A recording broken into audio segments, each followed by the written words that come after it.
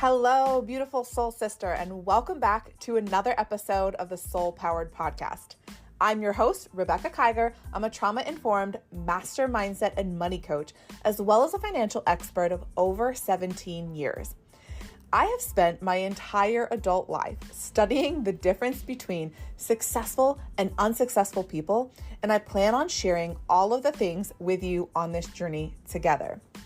This podcast is called the Soul Powered Podcast because it's my desire to share with you how to create a life that is powered by your soul, not by societal standards or what everyone else in your life tells you that you should be doing, but actually powered by your soul. The reason you'd want to do this is because I believe that this is the fastest way to unlock your portal to prosperity and become what I call the wildly wealthy woman. This is the portal that once you enter it, you gain access to the prosperity, abundance, wealth, time freedom, experiences, fulfillment that are your birthright. I don't believe that you came here to build someone else's dreams. I believe you came here to live your soul-powered life and live it to the fullest. And I plan on sharing with you exactly how to do that during our time together. So thank you so much for being here. I know we're going to have so much fun together today. Let's dive in. Hello, everyone, and welcome back to another episode of the Soul Powered Podcast.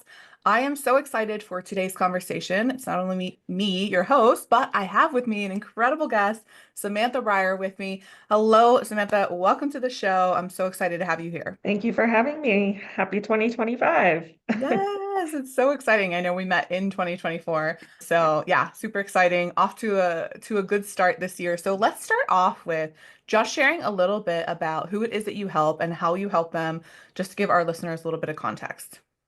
Sure. So my name is Samantha Brior. My company is Safe Sam's. It's a product line geared towards individuals in eating disorder recovery, and a portion of all the sales of the products go towards helping others in their recovery with items such as grocery cards, mobility aids, medical bills, things of that nature. I love that so much. And when we met, I was like, this is definitely up my alley. Those of you guys who have been listening for a while know that I had struggled with like a lifelong eating disorder. And I've got many people around me who are in this space. I don't think it's by accident, right? So tell us a little bit, because I think this is really important. So we're talking about, we're on the Soul Power podcast, right? Like about living a soul powered life and how sometimes the cycles and the patterns that we get stuck in, including eating disorders and the way we show up around food, can really keep us stuck and keep us kind of hyper focused on maybe where we're inadequate, right, in comparison to other people. And you probably had a journey that brought you here. So I'd love to just hear a little bit about your journey, what brought you to this place, and why this work is actually as important as it is to you. Yeah, absolutely. So I did not start out in the field of eating disorders when I recovered from my own eating disorder. I actually went into the field of medical aesthetics, and I did that for many, many years. And then my father had asked me to move home to help him with his business. And while I was doing that, one of my best friends that I was actually in the hospital with had relapsed. So I went to go visit her. And while I was there, the idea for Safe Sam's, not the product line, but the snack bar idea came to mind. So I created these snack bars essentially to help one of my best friends in her eating disorder recovery. And when I started really getting knee deep into it, I ended up going to conferences for eating disorders and networking with a bunch of individuals in the field. And what I started to feel was probably what every young entrepreneur knows, is I started to feel imposter syndrome because I was so excited to share this because I knew it was so needed. But I was often met with, well, are you a dietitian? Are you in food science? Do you have a psychology background? There were so many questions that all of a sudden made me start to feel inadequate. So I was like, okay, maybe I need to go get my feet a little wet and work in the field and really view it from that aspect. So I went and did that for many years and put Safe Sam's kind of on the back burner. And it wasn't until I started actually doing groups for others who are in recovery that I learned the immense need for things like medical bills. They needed help with financial assistance. Some people could not afford the groceries included in their meal plans to create that diversity. So I really started to think, like, is there a way that I can take Safe Sam's and revamp it and add to it. So the idea of the product line came to mind. So it was really truly from the get-go to help one of my best friends. And then from then it turned into wanting to help others that I was interacting with. So it always just came from a place of wanting to help and trying to find a creative way to do so. Oh, I love that. Oh my God, that's so sweet. That's such a sweet story to know that you cared that much about your friend that you were willing to go above and beyond because other people, we might not know what to do in that scenario, especially if we're not, trained in that space, as you mentioned. So let's talk a little bit about the product line. I'm kind of curious, okay, what's this Safe Stand bar? Because, the biggest struggle I think is as, someone who's struggling with disordered eating or eating disorders in general is I don't know what I'm going to eat. I'm constantly, not anymore, but constantly obsessing around food. And I would bring food with me in portion controlled meals to family dinners and things, right? So, what is the Safe Sam's bar? And kind of talk to me a little bit about what it is that the products are and then how do they help people specifically? Yeah. So full disclosure, have you ever been in eating disorder treatment? Yes. Okay. So do you know how you're given the exchange list and you need to kind of make your meal Yes. plans? So this is how it was formulated. I sat down with the exchange list and with proteins, carbohydrates, fats, fruits, vegetables, and started picking items from everything on the list to combine them to see what combinations I could come up with. So it was essentially you are eating something off of your entire meal plan that you're needing, and it would be in the form of a snack bar. And I wanted to do it in the snack bar because it could be overwhelming to somebody in recovery, whatever spectrum you're on as far as binge eating, anorexia, to sit down with a large plate of food in front of you. So I wanted to make it small in size for that aspect. I wanted to include prunes and ginger to help with the bloating and digestive issues. I also wanted to make it very soft for people who have sensitive teeth due to binging and purging. So there was a lot of aspects that going through the process, I just knew what to add in and how to formulate it and create it. So that was more or less the snack bar component. And then when I went into the product line, since I had mentioned I was in aesthetics for a while, I kind of felt like the girl who wasn't using her college degree. So the item that I added from the aesthetics portion of it was a lip balm and lip scrub. These are all items that anybody can use regardless of their age, gender. So I included a lip balm and lip scrub. I have blankets that have motivational quotes on for when you're just having a rough day and you just want to cozy up to something. I created a recovery coloring book, a recovery journal. I also paired up with somebody who is absolutely phenomenal. She has a company called Monsters on Main, where she creates these monsters out of upcycled furniture pieces. So the idea came to mind of trauma monsters, trying to heal our trauma parts and put us back together to create something beautiful. So I added the trauma monsters to the line. And also there is a tote bag that supports the movement for the psilocybin being able to be used for eating disorder recovery. So kind of have a mod podge of different products, but like I said, anybody can use them regardless of age and gender. Oh, I love that so much. Okay, I want to go down the rabbit hole of psilocybin because I know this was something that we talked Yeah, about, and I think it's a hot topic. And I also just want to maybe clear any misconceptions around it. And then how are you finding that people are using this to heal from not only eating disorders, but studies are showing that people are healing from all kinds of different trauma and all kinds of different issues using this tool. So can we talk a little bit about that? absolutely. So one of my main things why I think psilocybin is so powerful to use is because there are a lot of people that nowadays are developing eating disorders due to trauma. And it can be very hard for somebody to go into sessions and have to uncover those traumatic parts and really work through them. And oftentimes what that leads to is disassociation, not wanting to show up to their appointments, and really kind of falling off the bandwagon as far as going to therapy. So what I love about psilocybin is in just one session, you can really uncover a lot of those parts that have been repressed for so long, because essentially what it's doing, it's connecting those neural pathways that have been dormant for so long. And you're really able to go deep within to figure out where this is stemming from. I know personally when I had done a psilocybin trip, I was figuring out parts of myself that in years of therapy was never able to uncover, and just having these revelations of how I've been so hard on myself for so long, and like I need to stop doing that. And just these things that I don't think that you are able to necessarily uncover in therapy alone. And it's not a knock on therapy. Therapy and medication serves its purpose in so many ways and is so helpful to so many other people. But psilocybin is definitely one of those things that I think is going to be an absolute game changer as far as helping individuals with their recovery. And we're so still far out from it being available. We're in clinical trials with it, but it's going to be a very long time depending on when you're actually able to get it as a treatment for eating disorders and get it approved by insurance. But I really truly think that it's going to be a game changer once it's available. And just not only treating eating disorders, but trauma, anxiety, and depression as well.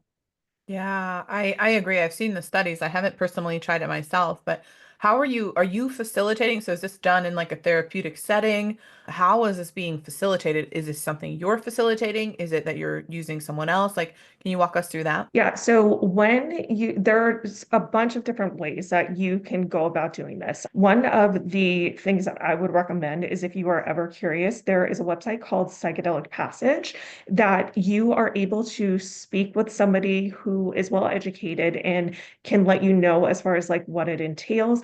And they have people that come from all over the states that can come and sit with you and facilitate one of the trips.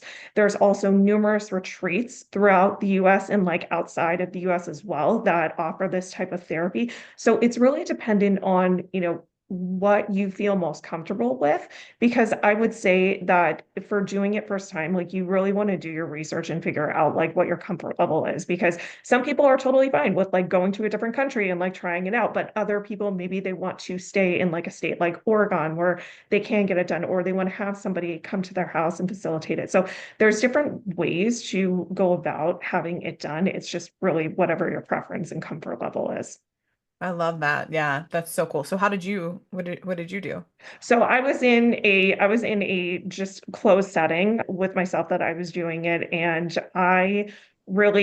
it was one of those things, like the biggest thing with psilocybin and psychedelic trips is like set and setting is the most important thing. You want to make sure that like you are prepared in that instance. And also to like having somebody like know that you're going into it in case something starts to happen, because there are such things as like bad trips where people can go down a rabbit hole of like just not feeling good. You really need to be careful as far as letting somebody know like what's happening so that they can kind of like pull you out if like you need that and you need that lifeline and safety net.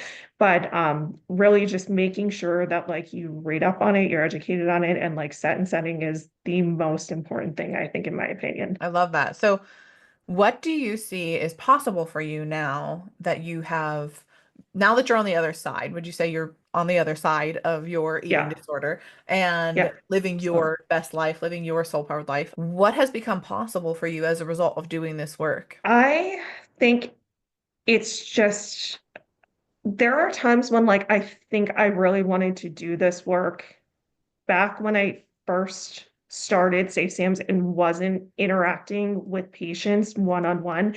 And I think if I would have gone into that line of work then, it would have been very traumatic for me, because I think I would have been very triggered by a lot of the things that I was seeing and in the environment, and like really having to go back and put myself in like that patient's shoes. I think from now going through it and having so many years of just being very well off in my recovery, I'm able to really be that lifeline of support that they need. I'm really able to put myself in their shoes and be able to just detach from whatever emotions are happening. I think I was absorbing a lot of other people's emotions at the time too. And that can certainly, mess with you. And you want to make sure that like you're showing up and you can be the best support that they need. So I think being as far as I am now, I can really be a huge sense of support for individuals that need it right now in their recovery. Yeah, I love that. So are you working with clients now? Share with us how you're working with clients and how Yes. are you incorporating, the Safe Sam's bars into like how are you kind of pulling this all together, all of the incredible, wisdom that you have? Yeah, so I do work with clients, coaching them one-on-one, and really I like to use a lot of IFS, like internal family systems. I like to do shadow work as well and incorporate that into the mix.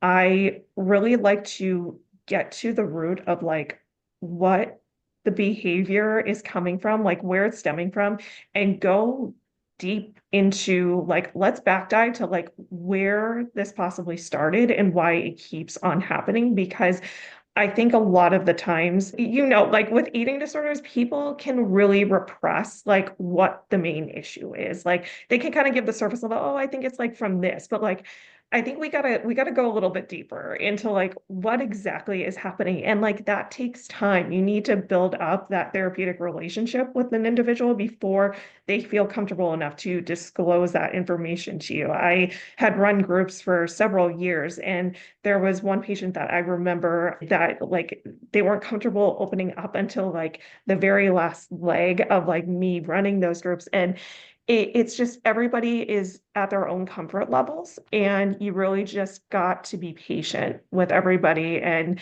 I think really too, with the Safe Sam's bars, like incorporating that into, they certainly can. Those recipes are published in an ebook. So if they need like a snack idea, then like they can certainly incorporate that into the mix. But I don't necessarily encourage it if they don't like to cook or bake because it is something that like you really got to get hands on. And some people are just like, no, what's like the quickest thing? And we go from there as far as trying to like figure out options as well.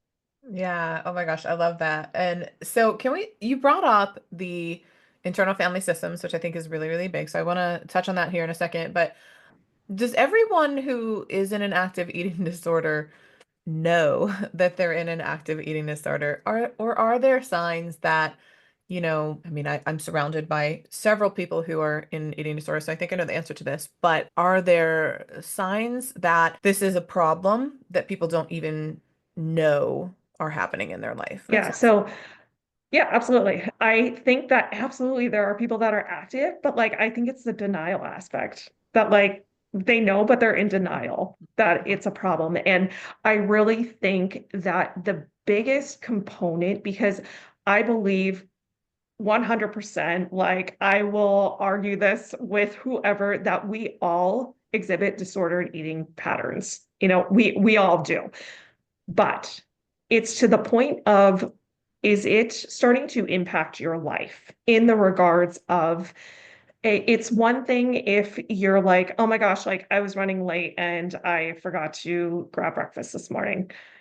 It's another thing if like that becomes a habit and that starts to affect how your thinking comes out in terms of like your work productivity.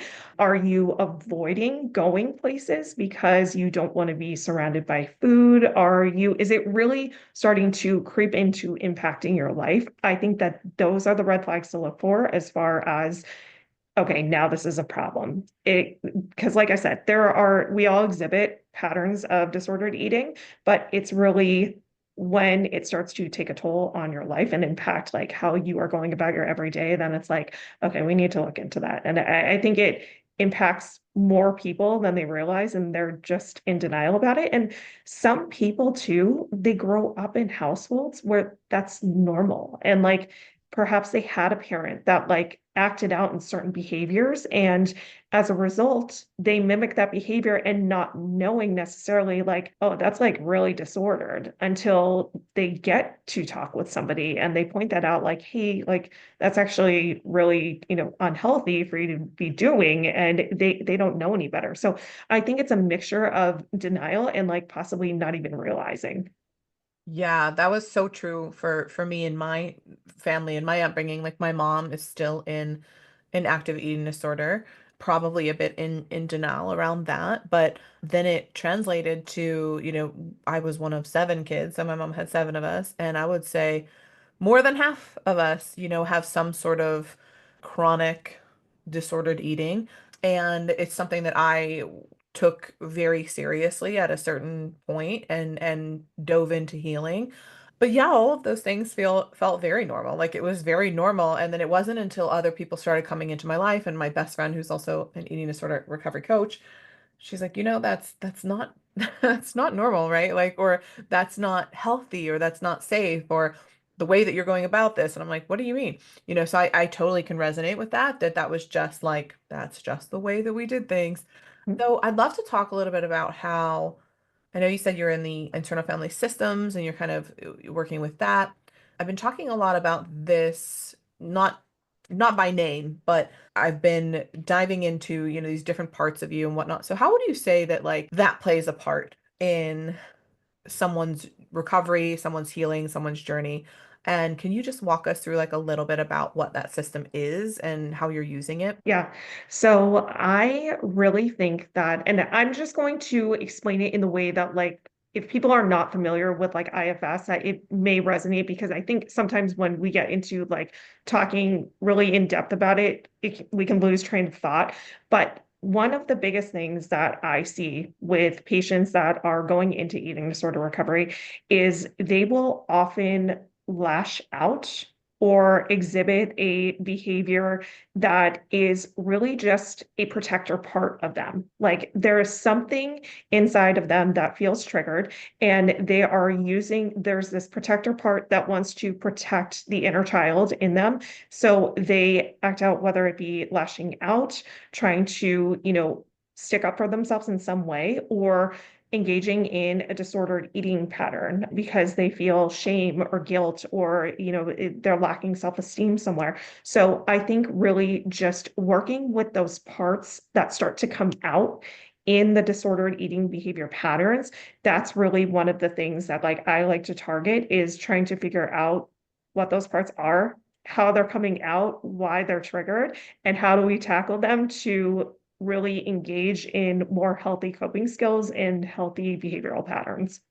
Yeah, that's such a good synopsis of it. And I love that. And talking about like that, it's part of the shadow work, it is. It's Yeah. like realizing that there are things that are going on below the surface that may need to be addressed. Like I used to be in denial, like I'm perfect and, I don't have to work on anything and there's nothing wrong.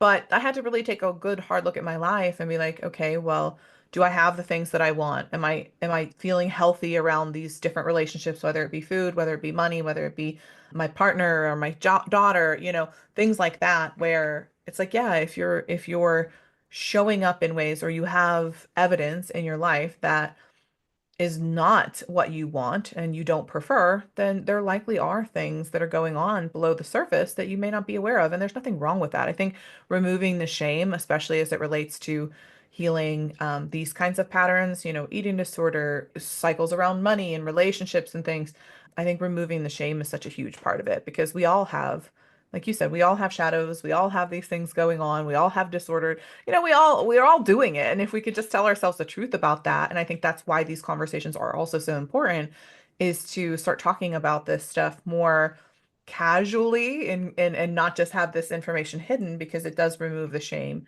and it brings a light to something that a lot of people struggle with. And I think that helps people not feel so alone. Absolutely. And I love what you said about really kind of taking a look at things in your life that you may not be okay with, because I don't know about you, but I grew up in the era where if you weren't happy with something, it was just kind of like, well, that's the way it is, or like, just, suck it up. Right. And I didn't realize until I got older, like how invalidating that is. So like being able to validate if you are starting to feel a certain way about something and really get curious about it. I think that's like the biggest act of self-love, is really trying to understand what it is that's bothering you and addressing those needs for yourself, rather than just kind of combing it over and just pretending like nothing's happening, and then, not long enough before it comes up again. Oh my gosh, yeah. Yeah, they say like if you keep repeating the same patterns, or you end up dating the same person just in a different body, or the same kinds of things keep coming up, I think when you're in it and you're not, and it's a blind spot to you, it can feel very frustrating. Because I remember being in those spots. I've done all of the things that we're talking about here. So that's the only reason that I can share is from personal experience. I dated the same guy over and over in a different body. I, did the eating disorder stuff. I did the financial cycles. So it can feel very difficult and like it's a blind spot to you. You don't really understand. It's so frustrating.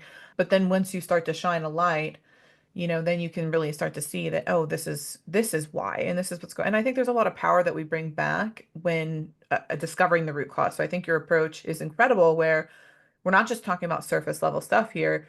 We're gonna go deep. We're gonna go deeper because I was gonna say IBS, right? That's the deeper, even than just like mindset work alone, where we're gonna go into figuring out what's going on within the nervous system in the body. So if there's someone who maybe is struggling and they have some cycles that they're unhappy with, maybe as it relates to food or, really anything, is there any kind of way that maybe you would want to help them shift their perspective or something that they could start to do to uncover what's actually going on here and so that they can take their power back? Because it can really feel like you're in a powerless state when you're surrounded by things that you don't want and you don't really know what's the first step to create change. Yeah.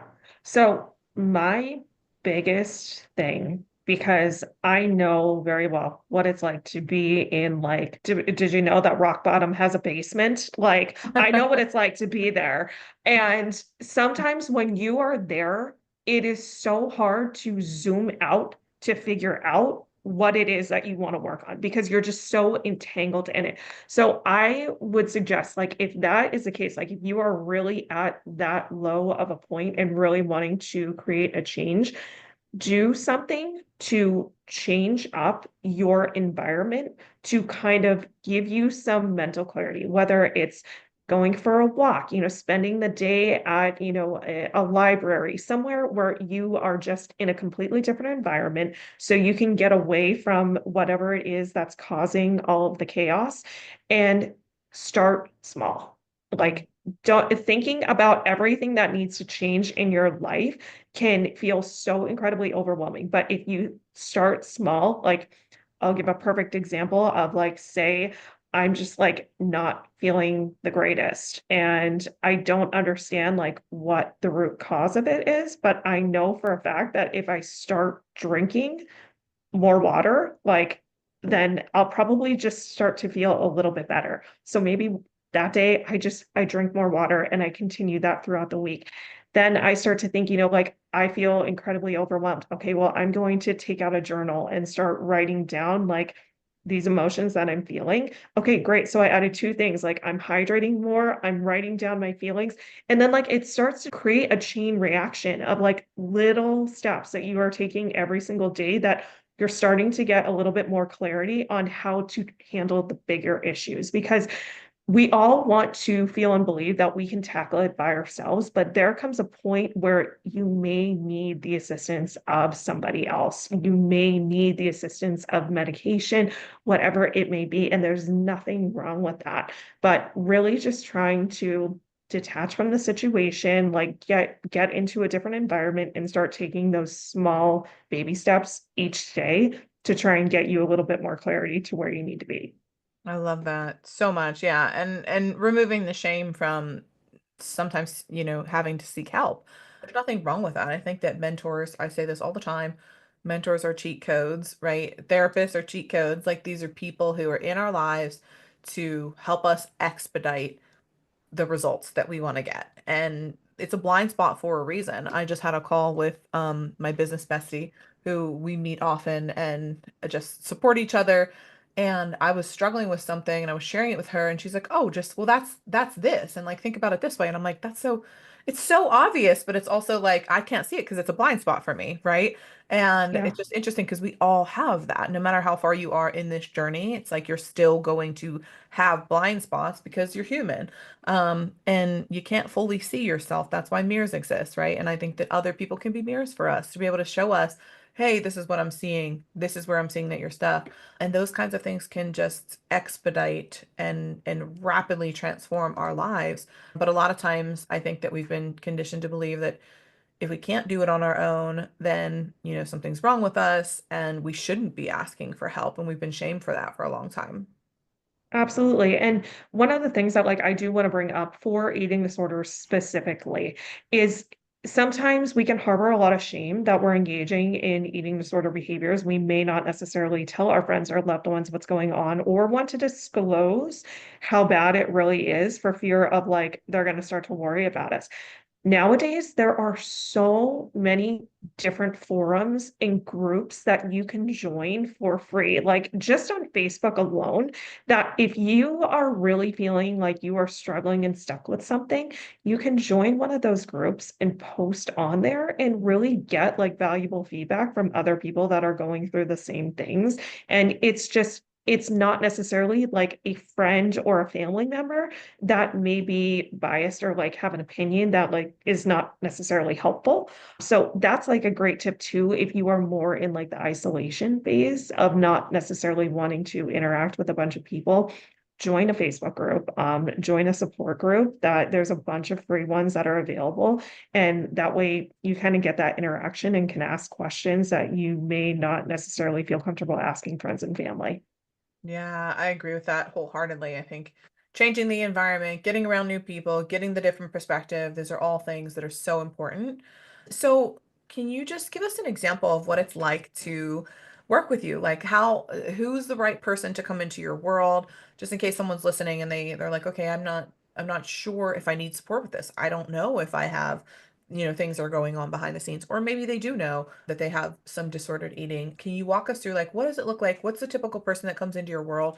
And then what's the transformation that you usually see them walk through as a result of the work that you guys do together? Yeah, so I would say typically the person that I would like in the ideal coaching setting is somebody who has either gone through the recovery process and they may be experiencing slip ups just here and there, or they may be at the point where they're starting to slide into eating disorder behaviors, but not full blown. Because the thing with coaching is I am not a licensed clinician. So there are times where, it would be out of my scope of practice and it would be a liability to take on somebody that is needing a higher level of care. And sometimes that does happen where people do need a higher level of care, but they necessarily can't afford it or they just don't want to do it. So they want to stick with coaching. And the thing with it is we absolutely, I think in coaching, we want to help as many people as we can, but it also becomes a liability if there are major things going on that we are not able to help and something were to happen. So definitely, I think if somebody has gone through the recovery process and then years later they get triggered by something and they're kind of needing that accountability. I think accountability is the biggest word because sometimes we could get caught up in doing things that we are starting to slip and don't realize, and just having that accountability buddy to just kind of let you know hey, let's get back in there. I think just me going through the process of it and understanding, and then somebody else also going through the process, we get each other. We could be honest and I can shoot somebody straight you shouldn't be doing that, don't hide that from me. And then also too, on the other end of the spectrum, somebody who may be getting into eating disorder behaviors and not necessarily know or realize, so that I can kind of correct that before it becomes full blown.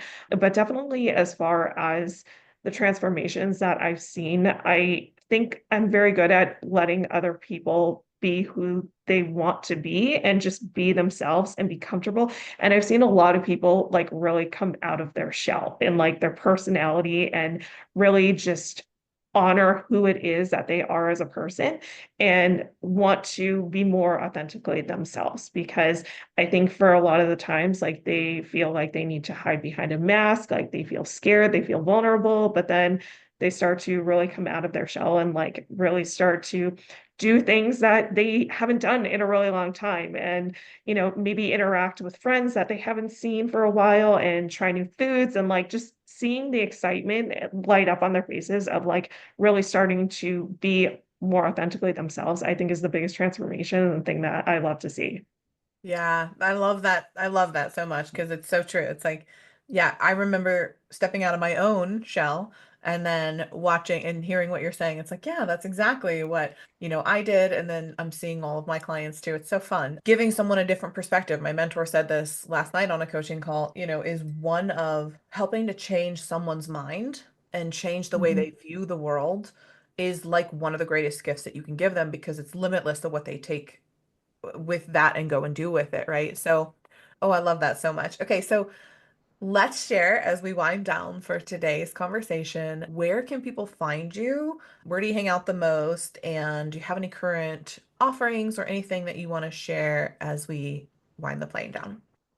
Yes. So safesams.com is my website. There you can find everything as far as all my social media handles, everything with the product line, the ebooks with like the recipes for the Safe Sam snack bars. You can book calls with me and we can kind of go over the coaching process. So that's number one. Where I like to hang out the most, I think right now is Instagram and TikTok. And even though that like this is a product line in coaching, I think like one of the things that I love doing on my social media accounts is I really like to involve education. So one of the things that I just posted on TikTok was about if breathing is not necessarily your thing in regards to having anxiety and wanting to calm down. Like I give tips as far as, do you know that you can move your hands close together to feel the energy radiate and like kind of move back and forth? So it's really tips and tools like that that I like to give on my social media handles to be able to help people that they're very quick and simple ideas that we may not even realize. I talked about hydrating and like the importance of electrolytes. So even though, like I said, it is like coaching in a product line, I really like to kind of give those tips and talk about like little things that people can incorporate into their lives to really help them better themselves. Because at the end of the day, like snack bars, the product line, like that was like my sole intention was to help other people, regardless if it's through products, coaching, or just quick tips. Yeah. Oh, I love that so much. Okay. So, any final thoughts, anything coming through that you want to leave our listeners with as we end today's conversation? I think the biggest thing is really, I think going into 2025, really just have more compassion for yourself regarding how things are going. Like the universe is always at work. Like we are not as in control as we think. I know eating disorders, there's a lot of controlling aspects to it because when life feels out of control, you know, eating disorder behaviors are a way to regain that control. But the thing of it is, we're not in control. And there's a lot of things that we can't control. And it's a good thing that we don't have control over them. So really just having compassion for yourself when you start to feel those thoughts of inadequacy, if you are starting to feel like your self-confidence is dipping, if you are feeling like you have imposter syndrome, really just like take a look at all the things that like you have accomplished and how far you have come, because recovery is not one of those things that is for, anybody who just like wants to get like a quick fix and like done. Like it requires a lot of willpower. It requires a lot of mental strength. And I think a lot of people don't realize that and don't see that except for the people that go through it. So really just remembering how far like you have come and how much you have accomplished and really just having some more compassion for yourself. Yes. Yeah. Mic drop on that. I love that. Thank you so much, Sam, for being here today. Guys, definitely go check her out if you are interested and you want to learn more about her work. She's incredible, as you can tell. And yeah, I'm so excited to have had this conversation. So thank you so much for being here, Sam. Thank you. Awesome. All right, guys, we'll catch you in the next episode. Thanks for listening. Bye, everyone.